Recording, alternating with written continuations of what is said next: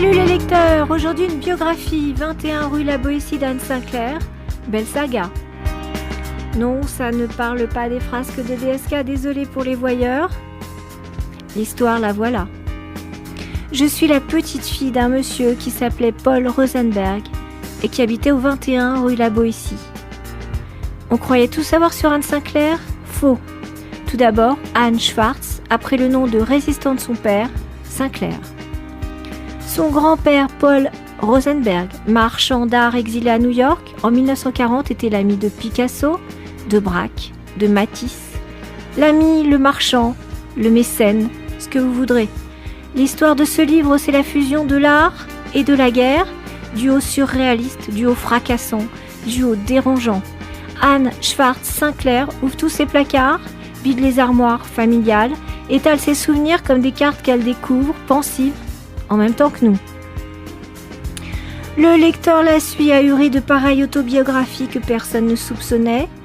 Alors cet homme, ce grand-père Rosenberg, au physique de Fred Astaire, à la silhouette du mime Marceau qui fumait des Lucky Strike, était-il un génie de l'art? Oui, sans hésitation. Bien sûr, il est question dans ce livre de la question juive en France pendant l'occupation. Oui, c'est l'histoire des Juifs et de la guerre, et d'une petite fille aux yeux trop bleus qui aura un sacré destin. Grande histoire dans l'histoire, Anne Sinclair, vous êtes née à New York. Picasso a voulu vous peindre, vous avez refusé. Marie Laurencin a fait un portrait de vous enfant. Votre oncle Kiki Rosenberg a participé à la libération de la France.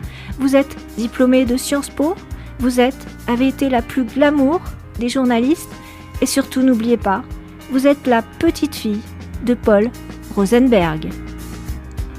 L'homme qui créa Picasso, ce n'est sûrement pas la bave d'une foule indigne qui vous fera courber la tête.